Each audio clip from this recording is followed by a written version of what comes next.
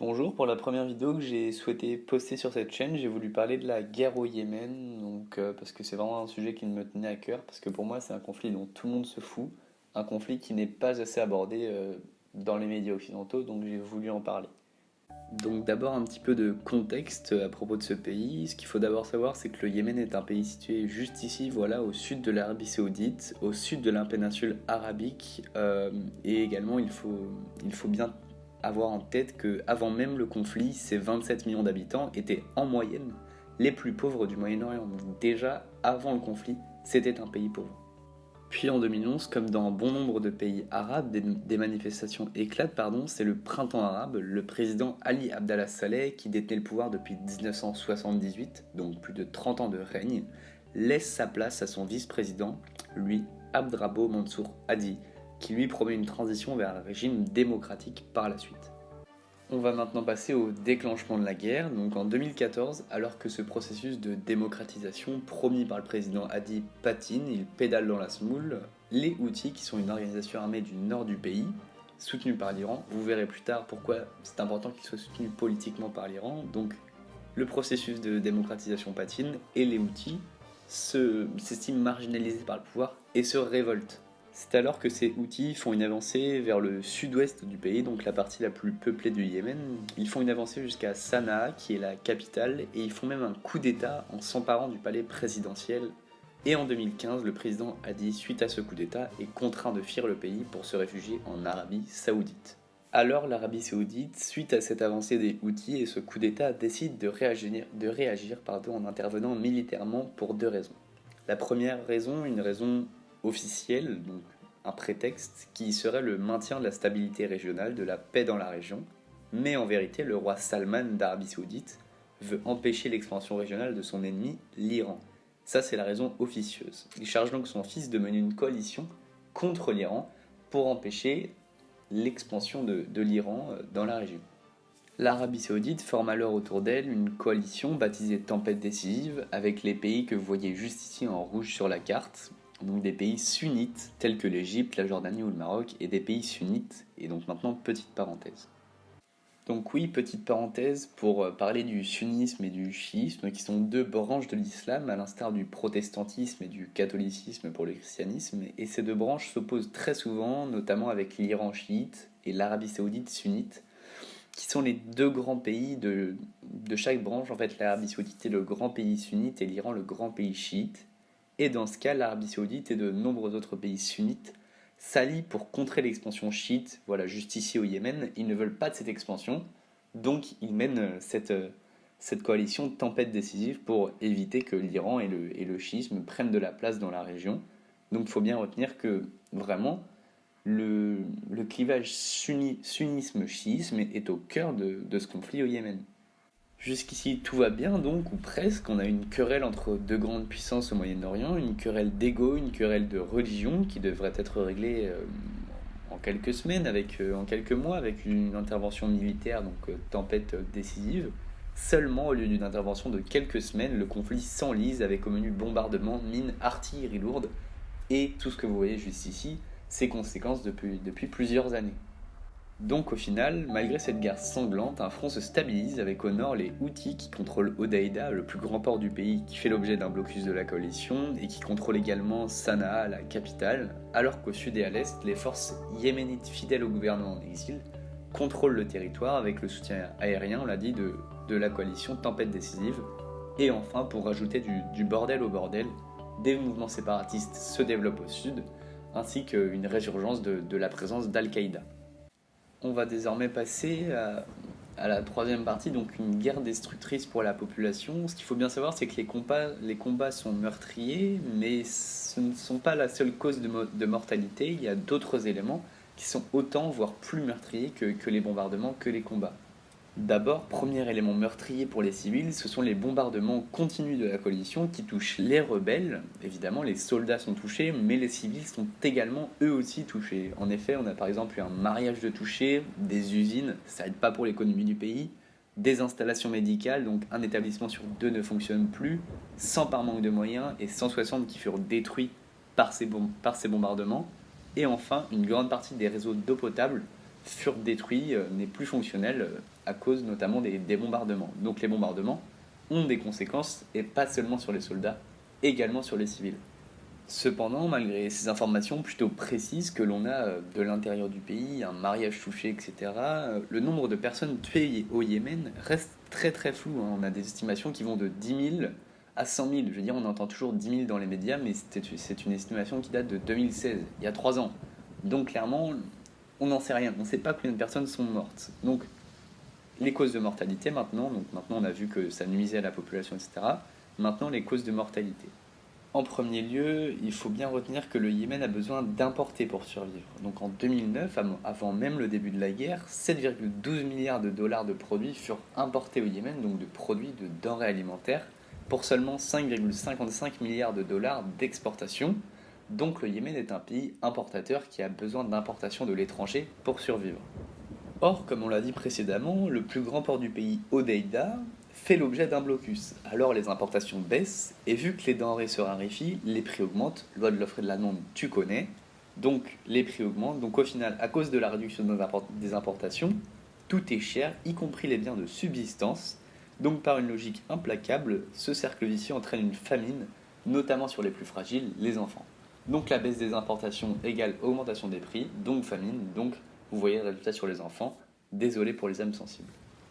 Une autre grande cause de mortalité depuis le début du conflit, c'est l'épidémie de choléra.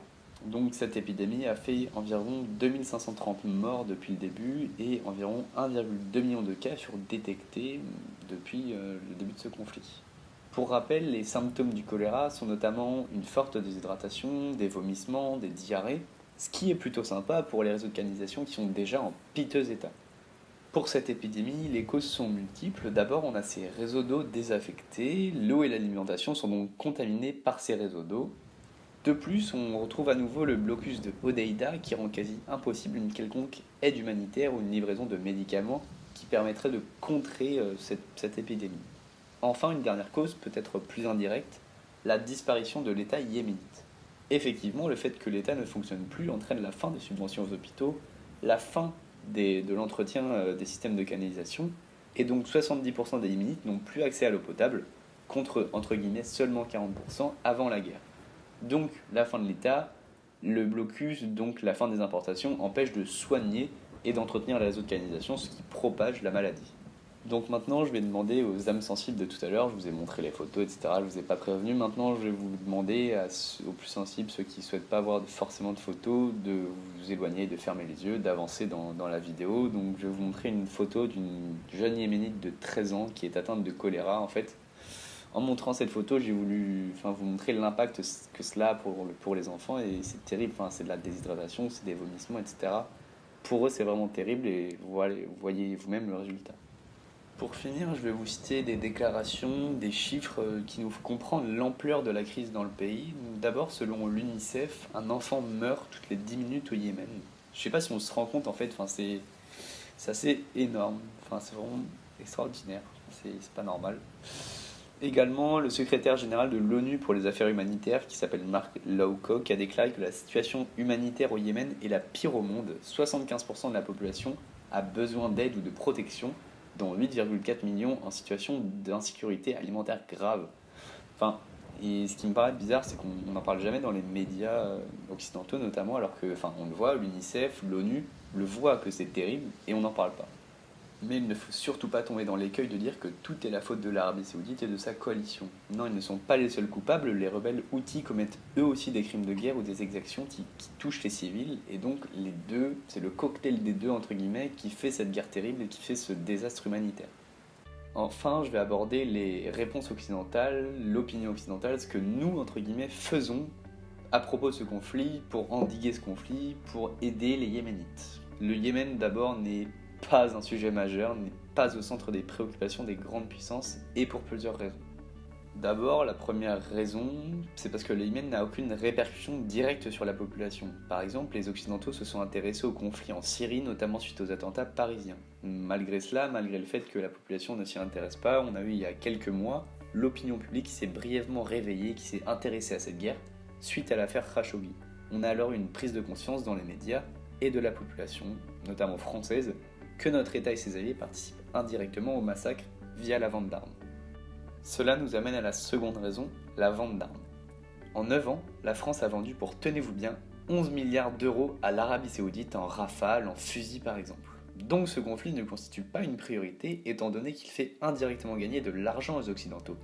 Mais il ne faut pas pour autant rentrer dans la démagogie. Enfin je veux dire, si la France arrêtait de fournir des armes à l'Arabie Saoudite, la guerre ne s'arrêterait pas pour autant car le royaume trouverait un autre fournisseur.